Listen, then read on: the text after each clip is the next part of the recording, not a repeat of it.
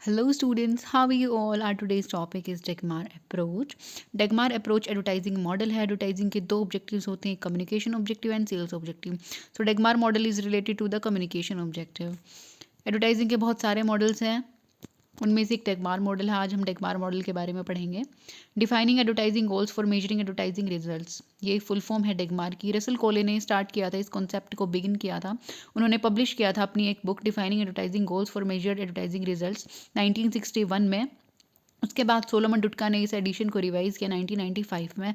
डेगमार को दो फेजेस में, दो पार्ट्स में डिवाइड किया गया है, DAG एंड MAR, और 4 ऑब्जेक्टिव्स को ये फॉलो करता है. First is awareness, second comprehension, third conviction, and fourth is action. So what is defining the advertising goal? We are talking about the DAG part. जो भी एडवर्टाइजिंग गोल्स है, जो भी एडवर्टाइजिंग कैंपेन के लिए एडवर्टाइजिंग गोल्स बनाए जाते हैं वो क्लियरली मेंशन होने चाहिए, क्लियरली डिफाइन होने चाहिए, ताकि आगे चल के हम जो भी हमारे एडवर्टाइजिंग रिजल्ट्स हैं उनको मेजर कर पाएँ एक सही तरीके से. Often companies consider advertising and marketing goals the same, but there are differences between the two. Advertising is a part of marketing that deals with brand image. Advertising focuses on brand image. जो advertising है वो brand image build करने पे focus करता है, और जो marketing है वो सेल्स इंक्रीज करने पे और प्रॉफिट इंक्रीज करने पे फोकस करती है. डिफाइनिंग द एडवर्टाइजिंग गोल्स का हम एग्जांपल देखते हैं.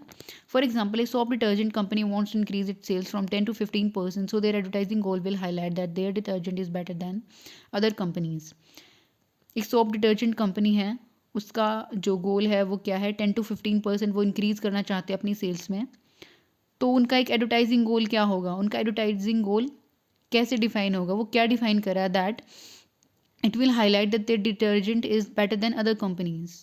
यहाँ पे जो एडवर्टाइजिंग गोल है वो क्लियरली डिफाइन है कि उनका जो एडवर्टाइजिंग है वो क्या डिफाइन कर रही है.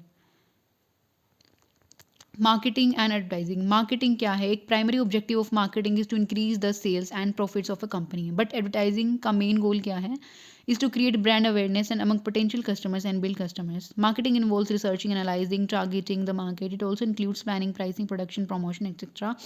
Advertising focuses on communicating with potential customers through various mediums such as print ads, radio, media. Defining the advertising goals. जो भी advertising goals हैं वो बहुत clearly mentioned होने चाहिए. जो डेगमार मॉडल है वो इस चीज़ पे बहुत फोकस करता है, बहुत यूज़फुल है यहाँ पे इस स्टेप के लिए, ताकि जो भी गोल्स हैं किसी भी एडवर्टीजमेंट कैंपेन के लिए, जो भी गोल है वो अच्छे से एक क्लियर और सटल वे में एस्टैब्लिश किए जा सकें. Second is measured advertising results. जो भी एडवर्टाइजिंग रिजल्ट्स हैं वो मेजर किए जाने चाहिए. किस तरीके से मेजर किए जाने चाहिए वो सब है इस स्टेप में. Measuring advertising results refers to systematically analysing and evaluating a particular advertisement. First, it helps the company to understand the effectiveness of its advertisement. Then it answers questions like how many customers saw the ads, the number of leads and sales generated, and other similar questions. जो advertisement results होते हैं, advertisement results होते हैं, उनको major करने के लिए बहुत सारे डिफरेंट डिफरेंट टूल्स होते हैं, बट हमारा वो कॉन्सेप्ट नहीं है. यहाँ पे हमें सिर्फ मीनिंग क्लियर करना है इन चीज़ों का. सो if we talk about the example, we set goal of achieving 20% increase in sales after showing the ads of our product, but when we measured the results it was 30% increase in sale. हमने अपने गोल में define किया था कि हमें 20% increase in sales का हमें गोल accomplish करना है, बट जब हमने मेजर किया रिजल्ट्स को तो हमारे पास क्या था कि हमने 30% का इंक्रीज़ किया है सेल्स में. So this is how the results should be measured. For example, एक बहुत ही इंटरेस्टिंग एग्जाम्पल मैंने यहाँ पे मेंशन किया हुआ है. आप लोग जाकर इसको, वीडियो के नीचे लिंक है, आप उसमें क्लिक करके वीडियो देख सकते हैं, वो एडवर्टीजमेंट देख सकते हैं. ऑस्ट्रेलिया का एड कैंपेन है ये. एक कोको कोला कंपनी ने इसको बनाया था कोको कोला की सेल्स बढ़ाने के लिए. The company hit its advertising objective of encouraging Coke sales by creating bonds between people. इनकी मेन थीम थी ओपन हैप्पीनेस. इसमें क्या किया था, इन्होंने लोगों के, स्टूडेंट्स के बीच में बॉन्ड्स क्रिएट करवा के अपनी जो कोक की सेल्स थी उसके ऑब्जेक्टिव को एनकरेज किया था, एकम्प्लिश किया था. उसके बाद आते हैं objectives. This is known as ACCA model. Objectives में हमने 4 स्टेप देखे थे: awareness, comprehension, conviction and action. First is awareness. Awareness का मतलब होता है जागरूक करना. Customer discovers the product. First step में क्या होता है कि कस्टमर को सिर्फ ये पता लगता है कि हाँ, एक ऐसा प्रोडक्ट भी एग्जिस्ट करता है मार्केट में. Second is comprehension. Comprehension means telling about the details, the features, the benefits, etc. etc. Third is conviction. In this step, you convince your customer by using different advertising appeals like emotional appeal, fear appeal, romantic appeal, etc. And fourth is action. This is the last and final step. The customer approaches or buys the product. पहले step में क्या करता है, customer आता है, वो सिर्फ उसको पता लगता है कि हाँ एक ऐसा प्रोडक्ट मार्केट में है. सेकंड में उसको पता लगता है कि हाँ हाँ ये फीचर्स हैं, ये बेनिफिट्स हैं, उसके बारे में पूरी नॉलेज मिलती है. थर्ड में क्या होता है कि हाँ अगर कस्टमर को कोई भी एक अट्रैक्टिंग या कन्विंसिंग फीचर उस प्रोडक्ट का लगता है कि हाँ दिस इज़ वर्थ इट और useful for me, then he will try about the product. And last step में क्या होता है कि वो एक्शन ले लेता है, अपने उस प्रोडक्ट को बाय कर लेता है. यहाँ पे एग्जांपल्स की हेल्प से यहाँ पे एक्सप्लेन किया हुआ है अवेयरनेस और कॉम्प्रिहेंशन को. बोट का एग्जांपल है और पिलाक्सो स्मार्ट वॉच है. पिलाक्सो स्मार्ट वॉच एक ऐसी कंपनी है जिसके बारे में हार्डली 10 to 15% लोग जानते होंगे, और बोट के बारे में तो हम सब जानते हैं, हम सब लोग यूज़ कर रहे हैं, ठीक है ना.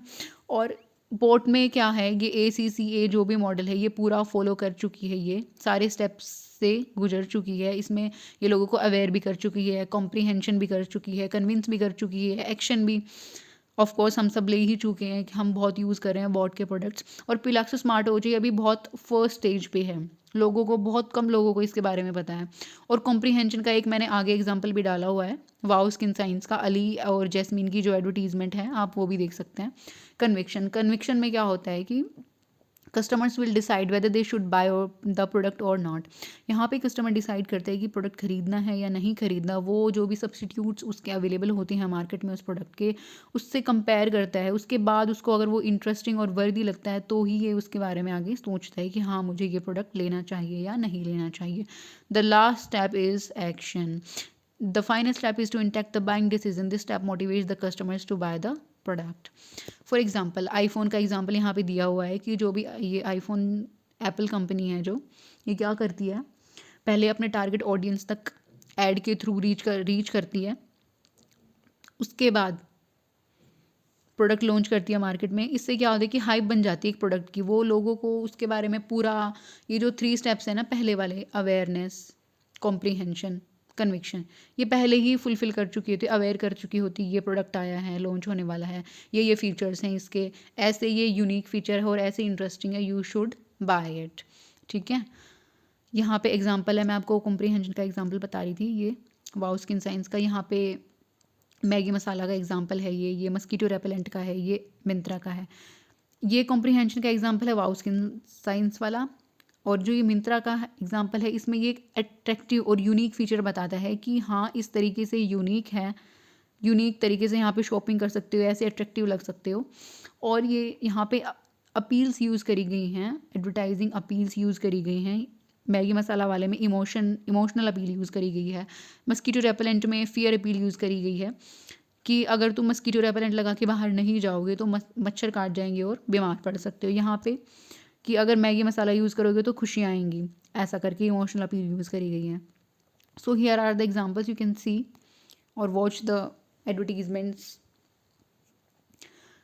अब हम बात करते हैं what are the benefits of DAGMAR approach. DAGMAR approach क्या करता है, इसका मेन फोकस होता है कि जो भी गोल्स हैं वो क्लियरली, कंक्रीट और मेजरेबल वे में सेट करे company.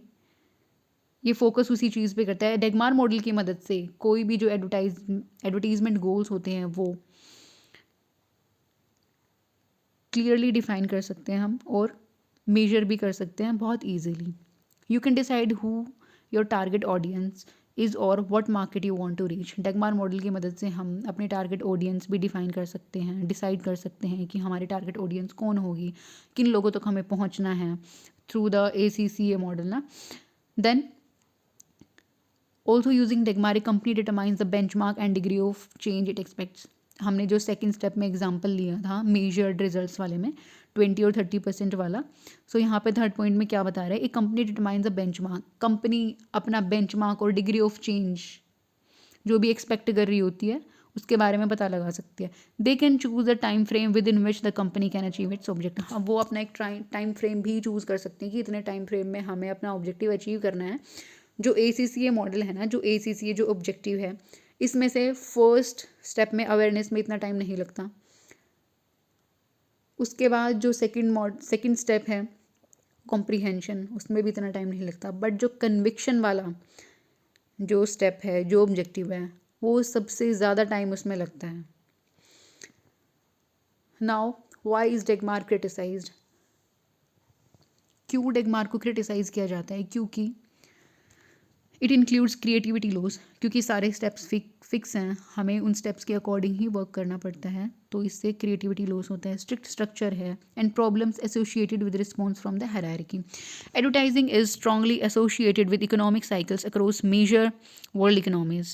The Degmar method is a long established method of creating effective advertising. The idea behind the method is to communicate rather than sell. What is the idea behind this? Is to communicate rather than sell. Here is a related post. Starting point market से होता है, क्या focus करते, customer needs को focus करके integrated marketing follow करी जाती है, और उसका एंड रिजल्ट क्या होता है, प्रॉफिट्स एंड कस्टमर सेटिस्फेक्शन। आज के लिए इतना ही, थैंक यू।